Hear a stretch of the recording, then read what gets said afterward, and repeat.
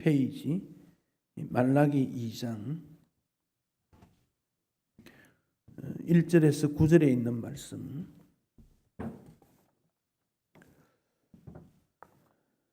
한 절씩 교독하겠습니다. 말라기 2장 1절입니다. 너희 제사장들아 이제 너희에게 이같이 명령하노라.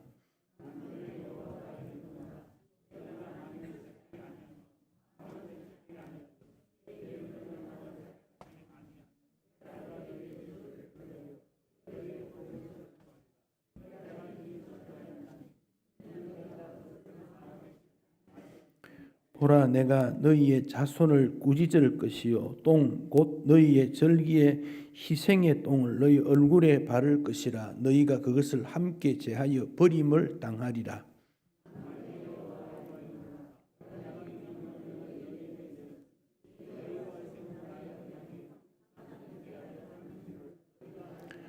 레위와 세운 나의 언약은 생명과 평강의 언약이라. 내가 이것을 그에게 준 것은 그로 경외하게 하려 함이라. 그가 나를 경외하고 내 이름을 두려워하였으며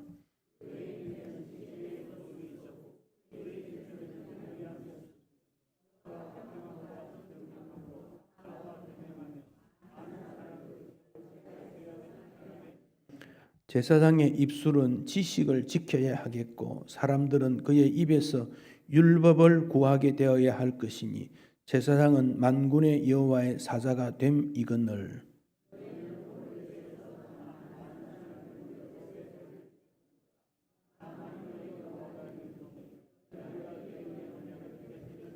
함께 읽습니다. 너희가 내 길을 지키지 아니하고 율법을 행할 때에 사람에게 치우치게 하였으므로 나도 너희를 하여금 모든 백성 앞에서 멸시와 천대를 당하게 하였느니라 하시니라. 아멘. 수요일 날 말라기를 조금 살펴보고 있습니다. 그 중에 그래도 우리 교인 전체가 말라기 전체 내용을 좀 이해하는 것은 도움이 되리라 생각하고 오늘 2장을 보았습니다. 우리의 신앙은 그 뿌리가 성경입니다. 뿌리가 성경입니다. 그래서 성경의 그 가치, 성경의 귀중성, 이 점을 늘 기억해야 됩니다. 어떤 일이 있을 때 성경에서 어떻게 교훈하는가라고 판단이 된다면 그 교훈대로 살아야 됩니다. 성경의 귀중성과 가치성을 상대적으로 떨어뜨린 그 사상이 자유주의 사상입니다.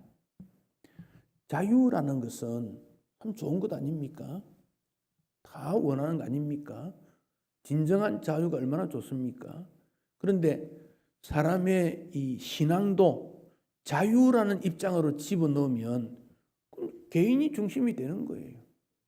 그래서 자유주의라는 것은 하나님 말씀의 절대성을 약화시키고 사람의 그 무엇을 집어넣습니다. 제도, 전통, 교훈, 회의의 결과 그걸 집어넣습니다. 로마교에서는 성경의 권위와 교황의 권위를 동일시하게 여깁니다.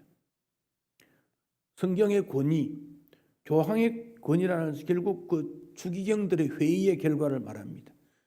이게 강조되니까 그 다음에 등장되는 것이 전통, 몇백 년 동안 해왔는데 이런 걸 자꾸 집어넣습니다. 그러니까 성경에서 말하는 것보다 이게 더 중요하다, 거꾸로 되어가는 겁니다. 누가 무슨 말을 했다, 그 누가라는 분이 뭐 중요한 인물일 수도 있겠고 회의의 결과가 있을 수도 있겠지만 성경에서 말씀하시는 것을 우리는 항상 존중히 여겨야 됩니다. 말라기의 내용을 보면 이런 하나님 말씀을 중심하는 것보다 사람의 세운 전통이나 제도나 사람의 교훈을 강조하는 일이 있기 때문에 그렇습니다. 그 말라기 성경은 구약의 제일 마지막 성경이 됩니다. 시간적으로 이렇게 해보면 역대하가 더 끝부분이 늦을 수 있습니다만은, 그러나 그 시대상을 배경으로 할 때는 말라기가 더 후시대다 그리 보시면 되고, 그 말라기라는 말은 하나님의 사자 그런 뜻입니다. 사자, 사람 이름이 아닙니다. 하나님의 사자. 그러나 그 사람 이름일 수도 있다 뭐 이런 학자도 있습니다만, 하나님의 사자, 선지자가 누가 기록했는지는 정확하지 않다 그렇게 볼 수 있습니다. 경상도 말로 하면 말라 기록했노, 말라 기록했노 뭐 이래서 씁니다. 왜 기록했을까? 누가 말했는지는 잘 모르지만은 그 시대에 하나님의 뜻이 담겨져 있는 책이 말라기고, 그 말라기가 끝난 다음 400년 공백이 생깁니다. 그리고는 예수님이 오셨습니다. 그래서 그 400년 공백을 신구약 중간 시대 이렇게 말합니다. 주전 1400년, 1450년 경부터 모세가 구약 성경을 쓰기 시작했습니다. 주전 1450년 경입니다. 출애굽할 때가 그렇습니다. 15세기. 그때부터 성경이 쭉 기록되어다 1100년까지 1000년 동안 거의 성경이 기록된 기간입니다. 그리고는 한 400년 공백이 있습니다. 그리고 신약이 시작됩니다. 그래서 말라기는 구약의 제일 마지막 시기에 그 기록이 되어 있고, 신구약 중간기, 요거를 또 다른 말로 침묵 그렇게도 말합니다. 침묵. 근데 왜 하나님께서 침묵하셨을까요? 하나님께서 아무리 교훈해도 반응이 없으니까. 아무리 말해도 그냥 하나님 입을 닫아버리는 거예요. 그럼 어떻게 되겠습니까? 답답하겠지요. 반응이 없으니까. 답답하지만은 별로 답답함을 또 느끼지 못해요. 하나님에 대한 관심이 별로 없으니까. 그럼에도 불구하고 하나님께서 그의 백성들을 사랑하셔서 세례 요한을 보내시고 예수님을 보내셨다. 그렇게 여기시면 됩니다. 그리고 말라기에는 6번에 걸친 논쟁이 나옵니다. 1장이 14절, 2장이 17절, 3장이 18절, 4장이 6절, 다 합쳐봐야 한 50절 정도밖에 되지 않습니다. 6가지 논쟁이 질문과 대답 형태로 나옵니다. 그 6가지 논쟁을 보면 이렇습니다. 첫 번째 논쟁은 하나님이 정말 우리를 사랑하시는가 하는 논쟁인데, 그래서 1장 2절에 주께서 어떻게 우리를 사랑하셨나이까 이런 질문을 던집니다. 하나님께서 내가 너희를 사랑하였다. 그러니까 백성들이 주께서 어떻게 우리 사랑했습니까? 이런 답변 묻나 이 말입니다. 집에 아이가 엄마가 힘들었지만 너를 정말 사랑하고 양육한 거 알지? 아이가 말합니다. 어떻게 사랑했는데요? 어떻게 됩니까? 그럴 때 한테 꽉 때려야 됩니까? 어떻게 됩니까? 참 답답하지요. 그런 질문을 던지고 있습니다. 두 번째가 제사장의 타락. 제사장이 누굽니까? 이스라엘의 지도자입니다. 지도자 그룹이 타락하고 있다. 하나님 앞에 제사를 드리는데 눈먼 것, 저는 것, 병든 것 그런 걸 가져와서 제사 드렸다는 겁니다. 그러니까 하나님께서 기뻐하겠네. 너희들을 지도하는 총독에게 한번 갖다 줘봐라. 총독에게. 하나님 기뻐하시겠는가? 그랬더니 이스라엘 백성들이 뭐라고 합니까? 우리가 어떻게 주의 이름을 멸시했습니까? 또 이렇게 질문합니다. 멸시 안 했다. 멸시 안 했다고 말은 하면서도 행위가 하나님을 멸시하는 일들이 일어나게 된 겁니다.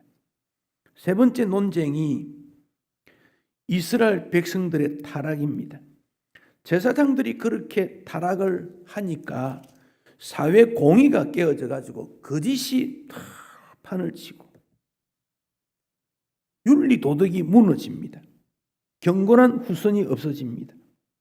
그 위에 대해서 2장 14절에 어떻게 이렇게 일이 일어났습니까? 어찌 됨입니까? 이런 또 질문을 합니다. 어찌 됨 일입니까?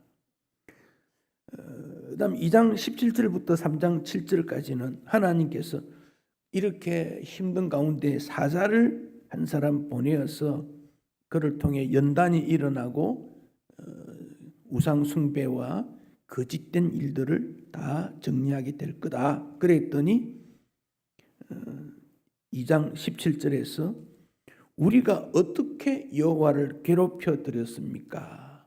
우리가 무슨 악을 했다는 말입니까? 뭘 회개하라는 겁니까? 이런 질문을 하게 되었습니다. 네 번째 논쟁, 그리고 다섯 번째 논쟁. 이제 주님께서 하나님 앞에 대적하는 삶을 사는 것이 아니냐, 교만하고 그런 일에 대해서 너희들을 특별한 소유로 삼았다. 그랬더니 이스라엘 백성들이 질문을 합니다. 3장 8절에 우리가 어떻게 주의 것을 도적질했습니까? 우리가 어떻게 주의 것을 도적질했습니까? 주님이 11조와 봉헌물이다 답변을 하십니다. 여섯 번째, 그럼에도 불구하고 어떻게 이 교만한 자가 잘되고 악한 사람이 번성하게 되고 왜 그렇게 될까? 그러니까 이스라엘 백성이 또 묻습니다. 우리가 무슨 말로 주를 대적했습니까? 무슨 말, 어떤 행동, 어떤 삶으로 주님을 대적했다고 그럽니까? 그러니까 말라기에는 이런 논쟁이 6번 질문하고 답하고 질문하고 답하고 막 이렇게 흘러가는 내용들이 나옵니다. 그런 말라기 시대, 한마디로 말하면 하나님의 공의가 무너지고 하나님의 뜻이 펼쳐지지 않는 시대, 그때 나타난 말라기 시대의 모습은 어떤가? 첫째, 사회적으로 타락한 시대입니다. 말라기 3장 5절 스크린에 올렸습니다. 3장 5절 같이 한번 읽어보겠습니다. 내가 심판하러 너희에게 임할 것이라. 점치는 자에게와 간음하는 자에게와 거짓 맹세하는 자에게와 품권에 삭세대하여 억울하게 하며 과부와 고아를 압제하며 나그네를 억울하게 하며 나를 경외하지 아니하는 자들에게 속히 정언하리라. 만군의 여호와가 말하였느니라. 자, 이제 하나님 앞에 바른 삶이 되지 못하니까 생활이 타락하게 되는 겁니다. 가진 사람은 더 많이 가지려고 하고 권력과 지식을 이용해서 탐심을 가지게 되고 착취하고, 그러니까 더 빈부 차이가 심하고 이 세상이 굶어 죽는 사람들이 지금 얼마가 된다 그러지 않습니까? 그 이유가 뭘까요? 가진 사람이 내어놓지 않으니까. 지금 이제 식량 문제가 위기다 그러지 않습니까? 우리나라는 식량의 이 자급률이 높지가 않습니다. 다 수입을 해야 됩니다.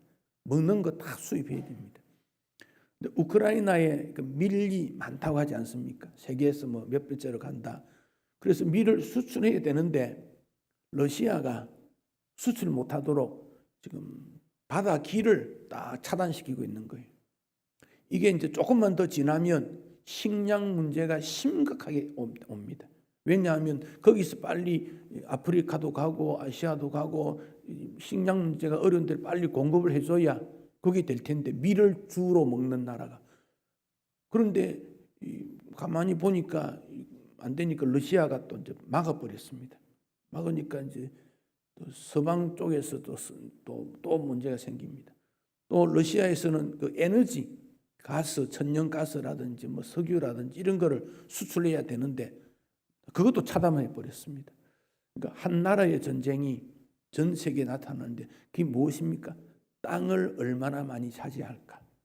돈을 얼마나 많이 가질까? 탐욕 때문에 그렇습니다. 이건 작은 그룹이든 큰 그룹이든 사회적 타락입니다. 인간도 마찬가지입니다. 돈, 권력, 욕망 이런 것 때문에 얼마나 많은 파괴되어 가는 것이 일어나는가 모르겠습니다. 정말 긴장되어 가는 것입니다. 아까 말라기 3장 5절 읽었지요. 이것을 새 번역으로 제가 한번 읽어보겠습니다. 여러분 눈으로 따라 보십시오. 내가 너희를 심판하러 가겠다. 점치는 자, 간음하는 자, 거짓으로 정하는 자, 일꾼의 품삯을 떼어먹는 자, 과부와 고아를 억압하고 나그네를 학대하는 자, 나를 경외하지 않는 자의 잘못을 정언하는 증인으로 기꺼이 나서겠다. 나 만군의 주가 말한다. 하나님께서 심판하러 오시겠다. 그러니까 거기서 나라에서 종교 지도자들도 타락하게 되어졌습니다. 사회적인 타락은 종교 지도자의 타락으로 나타납니다. 겉으로는 지도자인 척하는데 사실은 불신의 모습입니다. 결국 형식적인 위선적 신앙이 낳는, 그래서 아주 그 썩은 냄새가 난다, 그렇게 말합니다. 말라기 1장 10절 같이 한번 읽겠습니다. 만군의 여호와가 이르노라. 너희가 내 제단 위에 헛되이 불사르지 못하게 하기 위하여 너희 중에 성전 문을 닫을 자가 있었으면 좋겠다. 내가 너희를 기뻐하지 아니하며 너희가 손으로 드리는 것을 받지도 않겠다. 자, 이렇습니다. 세 번역으로 이렇습니다. 너희 가운데서 누가 성전문을 닫아 걸어서 너희들이 내 제단에 헛된 불을 피우지 못하게 하면 좋겠다. 나는 너희들이 싫다. 나 만군의 주가 말하노라. 너희가 바치는 제물도 받지 않겠다. 하나님께서 받지 않겠다. 교제가 단절됐습니다. 도저히 받을 수가 없다. 성전문을 닫아버리면 좋겠다. 출입시키지 않으면 좋겠다. 거기까지 나가게 된 겁니다. 이렇게 되니 백성들의 영적 상태도 타락하게 되어졌습니다. 그래서 의심이 일어나고 과연 하나님 앞에 믿음 생활이 어떻게 되느냐, 막 이런 일이 일어납니다. 말라기 3장 14절 15절 같이 한번 읽겠습니다. 이는 스크린에 있습니다. 이는 너희가 말하기를 하나님을 섬기는 것이 헛되니 만군의 여호와 앞에서 그 명령을 지키며 슬프게 행하는 것이 무엇이 유익하리요. 지금 우리는 교만한 자가 복되다 하며 악을 행하는 자가 번성하며 하나님을 시험하는 자가 화를 면한다 하노라 함이라. 자, 이 세 번역으로 이렇습니다. 너희가 말하기를 하나님을 섬기는 것은 헛된 일이다. 그의 명령을 지키고 만군의 저 앞에서 그의 명령을 지키며 죄를 뉘우치고 슬퍼하는 것이 무슨 유익이 있다는 말이냐. 이제 보니 교만한 자가 오히려 복이 있고 악한 일을 하는 자가 번성하며 하나님을 시험하는 자가 재앙을 면한다고 하는구나. 그러니까 신앙 문제가 사회, 종교, 영적 세 가지 분야에 다 침범에 들어와서 하나님을 두려워하지도 않고 타락하게 되고 헛된 예배를 드리게 되고 그로 말미암아 점점 더 악순환되어가는 타락, 이것을 말라기가 지적하고 있습니다. 말라기서에 만군의 여호와라는 말이 24번인가 나옵니다. 만군의 여호와, 만군의 여호와는 다른 말로 하면 우주와 세상을 통치하시는 분이다, 그런 뜻입니다. 그분이 통치하시는데 그분이 통치하는 것을 인정하지 못하겠다, 그런 말입니다. 참 안타까운 일이지요. 여기에 대해서 이사야는 만군의 여호와의 그런 타락 가운데서 일어나는 일이 2장 4절에서 이렇게 말씀하십니다. 만군의 여호와가, 스크린에 있지요. 한번 읽어봅시다. 4절. 만군의 여호와가 이르노라. 내가 이 명령을 너희에게 내린 것은 레위와 세운 나의 언약이 항상 있게 하려 함인 줄 너희가 알리라. 레위와 세운 나의 언약이 있기를 그랬습니다. 레위와 세운 언약. 그럼 레위와 세운 언약이 무엇입니까? 만군의 여호와 이름으로 맺은 일이 있다는 것입니다. 하나님의 약속이라는 겁니다. 이사야 선지자에게 말했습니다. 너를 창조하신 여호와가 말씀하시기를 두려워하지 말라. 내가 너를 구속하였고 내가 너를 지명하여 불렀나니 너는 내 것이다. 소속감. 너 소속이 어디냐? 분명히 말하고 있습니다. 레위와 세운 언약으로 근거한 말씀이기 때문에 그렇습니다. 그러니까 신앙은 졸업이 없습니다. 끝이 없습니다. 계속적으로 성장하고 자라는 신앙이 되어야 됩니다. 어떤 분은 옛날 믿음이 좋았다 그럽니다. 물론 순수한 것 인정합니다. 그러나 그때의 하나님은 지금의 하나님하고 다릅니까? 순수했던 그 신앙이 지금은 왜 순수치 못하게 되었다는 말입니까? 타락했다는 말은 순수했던 신앙으로 회복되는 것을 말합니다. 첫 신앙으로 돌아가는 것입니다. 옛날에 열심히 이었다면 지금도 열심히 이어야 된다. 지금도 열심히 이어야 된다. 그래서 청년들이 제일 싫어하는 게 라떼는 그러지 않습니까? 내가 어렸을 때는 그런 말 하지 말라 그럽니다. 그때는 이랬는데 그게 안 통한다는 겁니다. 어떤 경우에도 우리가 예배의 능력을 회복하고 우리의 신앙이 회복되어야 되는 그 과정이 우리에게 있습니다. 사람은 동일하지 않습니다. 똑같은 사람이지만 환경에 따라 생각이 좀 바뀔 수 있어요. 꽃도 햇빛이 비치는 각도에 따라 달리 보이기도 합니다. 동일한 건 하나도 없습니다. 옛날의 내 모습이지만 지금 옛날의 모습이 남아있는가 생각해 보면 남아있지 않을 수도 있습니다. 변하는 존재입니다. 그런데 신앙은 변하면 안 된다는 겁니다.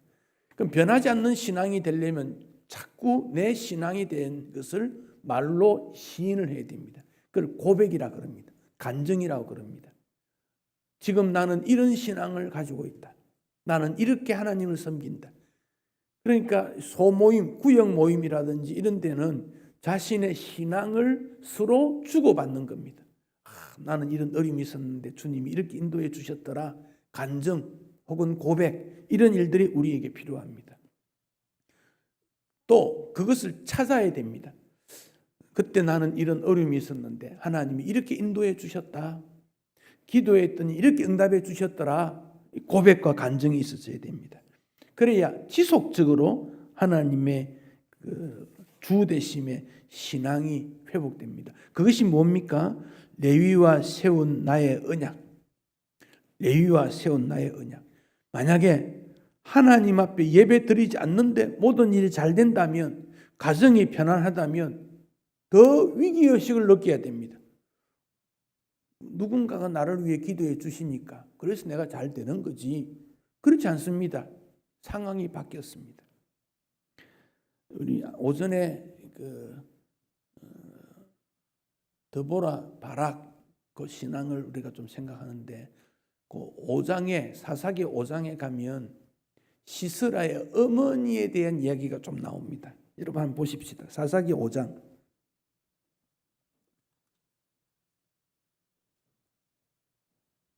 사사기 5장 28절.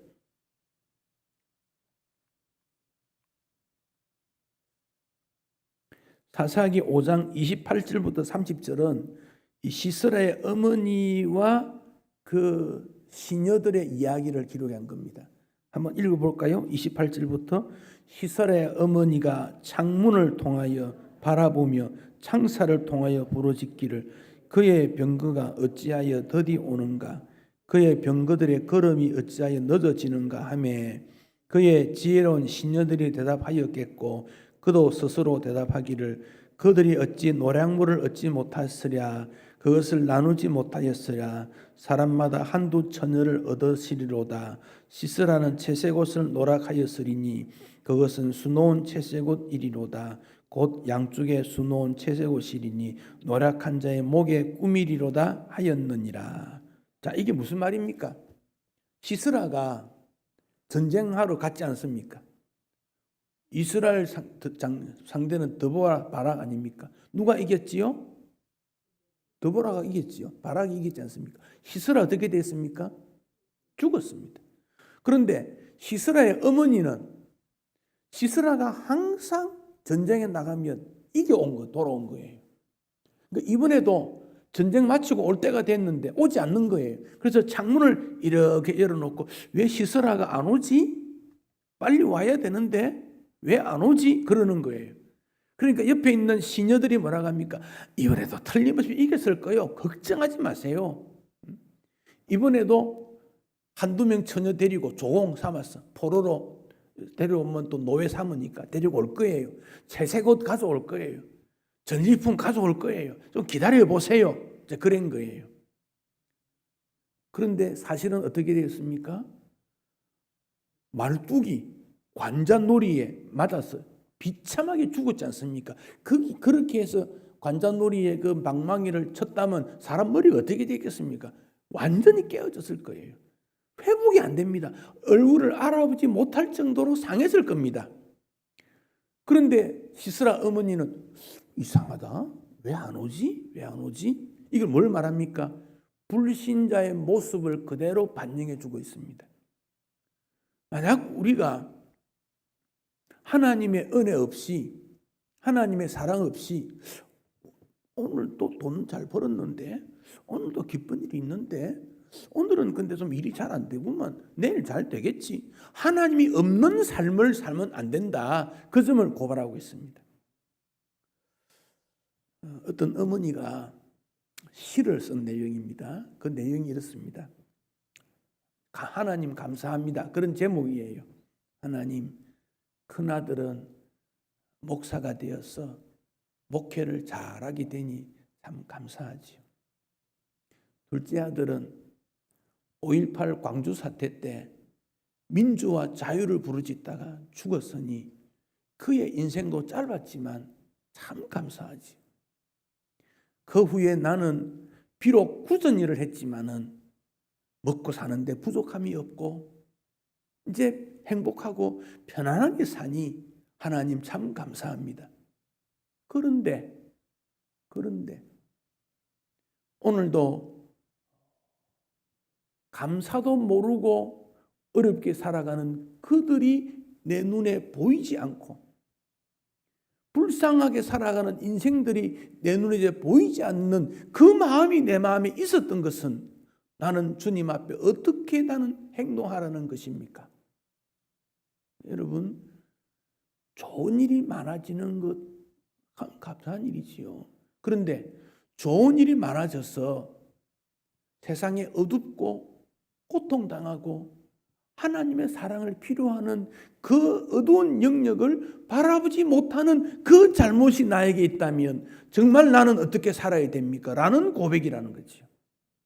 시스라의 어머니는 전쟁에 나가면 항상 아들이 승리했고 철병구 900대를 가져가서 승리했고 못하는 일이 없어가지고 언제나 전쟁에 승리했으니 그 어머니는 기쁨에 빠져 있었는데 실제로는 영적으로 볼 때는 얼마나 어리석은 인생인가 하는 것을 사사기에 기록했습니다.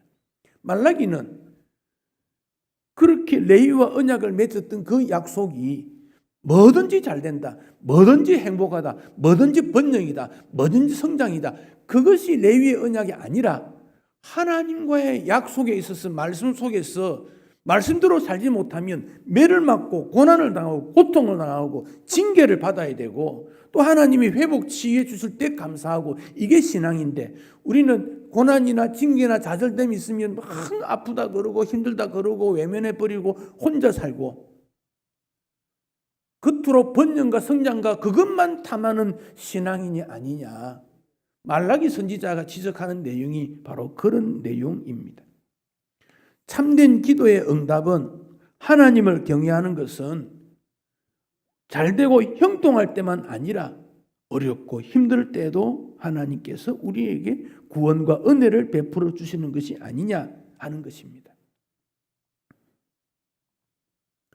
부부가 진심으로 사랑하면 상대방이 싫어하는 것을 절제하거나 안 해야 돼요. 그런데 사랑한다 해놓고 내 상대방이 싫어하는 것을 적극적으로 행한다면 그거 어떻게 사랑이라고 하겠습니까? 하나님을 섬긴다. 여기에는 하나님의 존중이 여김을 있어야 되고 하나님이 기뻐하는 일을 해야 그게 하나님을 섬기고 경외하는 거 아닙니까? 하나님을 섬긴다 말은 그래 놓고 하나님을 섬기지 않더라 그런 말입니다. 그게 말라기의 핵심입니다. 잠언 8장 13절 스크린에 있는 성경 구절 한번 읽어보십시다. 여호와를 경외하는 것은 악을 미워하는 것이라. 나는 교만과 거만과 악한 행실과 패역한 입을 미워하느니라. 그러니까 하나님 섬긴다 그 사람은 교만하거나 거만하거나 악한 행실이나 패역한 일을 하면 안 된다 그 말이죠.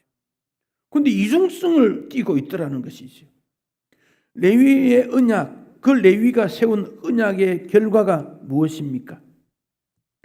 2장 5절에 레위가 세운 나의 언약은 무엇입니까? 생명과 평강의 언약이다. 왜 하나님이 생명 주시고 평강 주십니까? 그래야 하나님을 경외하기 때문에 그런 말입니다. 경외하기 때문에. 특히 이 2장은 제사장들에 대한 지적을 책망을 하고 있습니다. 자, 7절 8절 말라기 2장 7절 8절 스크린에 성경 구절 올려놨지요. 같이 한번 읽어보십시다.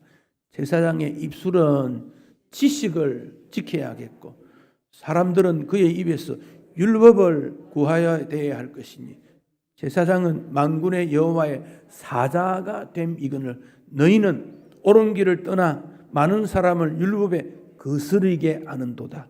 나 만군의 여호와가 있노니 너희가 레위의 언약을 깨뜨렸기 때문이다. 자, 제사장이 왜 존재합니까? 하나님을 위하여 존재하고 백성들을 위해 존재하는 것이 제사장입니다. 하나님을 경외하지 않는 제사장이 뭐 제사장입니까? 백성에게 율법을 가르치지 않고 참 지식을 지키지 않는 제사장이 어떻게 제사장입니까? 백성들의 죄를 하나님 앞에 가져가서 용서를 구하고 은혜를 구하는 일이 제사장 업무 아닙니까? 그러니까 2장 2절에 보면 너희 절기의 희생의 똥을 너희 얼굴에 바를 거다. 수치를 당하게 된다. 그런 말입니다. 존경받아야 될 제사장이 수치를 당하게 될 것이다. 사람들이 듣기에 좋은 말만 하고 바른 지식을 전하지 않고 그들이 지킬 수 있는 율법 내용만 말하고 어려운 내용은 말하지 않고 그런 제사장이 어떻게 제사장의 직무를 감당할 수 있겠는가 그런 점입니다. 미가 선지자도 미가 6장에서 똑같은 내용을 말씀하고 있습니다. 다시 한번 우리가 생각해야 될 내용은 우리 하나님을 진실되게 섬기고 있는가, 진정한 마음으로 섬기고 있는가 그런 점입니다. 하나님을 진실되게 섬기면 하나님께서 우리에게 복을 주십니다. 자, 그걸 보십시다. 말라기 3장 16절 말라기 3장 16절 여기에 스크린에 성경구절 올린 게 있습니다. 같이 한번 보십시다. 그때에 여호와를 경외하는 자들이 피차에 말하며 여호와께서 그것을 분명히 들으시고 여호와를 경외하는 자와 그 이름을 존중히 여기는 자를 위하여 여호와 앞에 있는 기념책에 기록한다. 하나님께서 그 기념책에 이름을 써놓겠다. 이름 써놓겠다. 교회법에 의해서 그 사람의 이름을 지운다. 제적 혹은 제명, 소속이 아니라는 겁니다. 교회에 소속되어 있다는 것은 굉장히 중요합니다. 하나님의 보호의 의미가 있습니다. 하나님의 나라가 천상의 교회, 지상의 교회가 서로 연결이 됩니다. 그래서 이 땅에 매는 것이 하늘에서도 매이고 이 땅에 풀면 하늘도 풀린다. 예수님 그랬지 않습니까? 그 교회는 서로 연결된 겁니다. 지상 교회에 소속이 되고 이름이 있다는 것은 천상 교회도 그대로 유효하다 그 말입니다. 그러니까 기념책에 이름을 기록해 둔다 그리 말했습니다. 하나님 경외하는 자의 축복입니다. 하나님 잘 경외하는 자는 소원을 이루어 주신다. 시편 145편 19절. 스크린에 시편 145편 19 같이 읽어보십시다. 그는 자기를 경외하는 자들의 소원을 이루시며 또 그들의 부르짖음을 들으사 구원하시리로다. 소원을 이루어 주시고 구원해 주신다. 자, 여러분 기도할 때 이 말씀 딱 외우고 가십시오. 하나님께서 약속하신 말씀 아닙니까? 소원을 이루시고 구원해 주시겠다. 우리의 소원을 주님이 들어주시겠다. 하나님 잘 섬기는 그를 하나님이 축복해 주시겠다. 한 가지 더 있습니다. 말라기 4장 2절에 보면 치료하는 광선을 받을 수 있다. 말라기 4장 2절 같이 한번 읽겠습니다. 내 이름을 경외하는 너희에게는 공의로운 해가 떠올라서 치료하는 광선을 비추리니 너희가 나가서 외양간에서 나온 송아지같이 뛰리라. 하나님께서 하나님을 경외하는 자에게는 그의 공의가 해가 떠오르는 거지. 환하게 모든 사람이 알 수 있도록 그렇게 그를 존중히 여기고 그의 모든 치유가 완벽하게 이루어져서 하나님의 뜻이 이루어지게 되겠다. 이 내용이 무엇입니까? 레위와 세운 하나님의 언약에 다 들어있는 내용들입니다. 하나님이 그걸 약속한 것인데 왜 그것을 잃지 아니하고 옳은 길을 떠나고 율법을 거스리고 하나님이 멸시를 받게 하느냐? 우리가 자유국가이지만은